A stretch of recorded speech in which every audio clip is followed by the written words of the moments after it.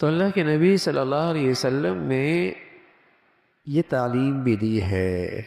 کہ گھروں میں نیکی کو فروغ دینا بھی مرد کے ذمے ہے، مرد کے ذمے ہے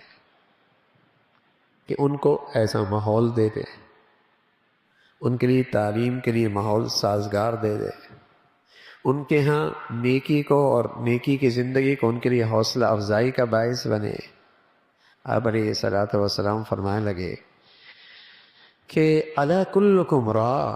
وکلکم مسئول عن رعیتی، تم میں سے ہر ایک شخص نگہبان ہے اور ہر ایک سے اپنی رعیت کے بارے میں، اپنے ماتحتوں کے بارے میں پوچھ ہوگی۔ امیر ہے،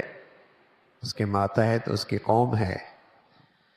اسی طرح والرجل راع علی اہل بیتی، مرد نگہبان ہے اپنے گھر والوں کے سلسلے میں، وہ مسئول عنہم، اور اس سے اس بارے میں باز پرس ہوگی۔ بہت اچھی بات ہے ان کی زندگی کی ضروریات پوری کرنا، اور کرنی چاہیے ایک مرد کو، لیکن ایک بڑی ضرورت یہ بھی ہے ان کی دینی حالت کیسی ہے، ان کی دینی حالت کیسی ہے، ان کی سوچ اور فکر میں کتنی سلامتی ہے، ان کی زندگی کی ترجیحات کیا ہیں، وہ زندگی آیا صحیح مقصد پہ گزار رہی ہیں۔ یہ بھی ایک مرد کی ذمہ داری ہے، یہ بھی ایک مرد کی ذمہ داری ہے۔ اور اگر مرد بہت دیندار ہے اور اس کی دینداری میں کوئی شک نہیں،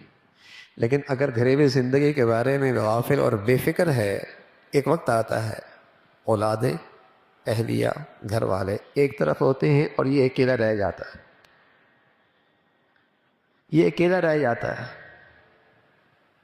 اگر اس نے فکر نہ کی اور خواہشات کی زندگی میں انہیں آزاد چھوڑ دیا تو وہ سب خواہشات کی طرف ایک طرف، اس لیے کہ خواہشات میں مزہ ہے، آزادی ہے، تو کل اس کی اپنی دینداری خطرے میں پڑ جائے گی۔ خوشیوں کے موقع پہ، شادیوں کے موقع پہ، رشتوں کے موقع پہ، تعلیم کے موقع پہ، تربیت کے معاملے میں۔ لیکن اگر دونوں کی زندگیاں وہاں نیکی پہ کھڑی ہوں تو بچوں کے لیے تربیت کے فیصلے کرنا آسان، تعلیم کے فیصلے کرنا آسان، غمی خوشی کے فیصلے کرنا آسان، صحیح رخ پہ اولاد کو لانا آسان۔ ورنہ ایک مشرق کی طرف چل رہا ہے، ایک مغرب کی طرف چل رہا ہے۔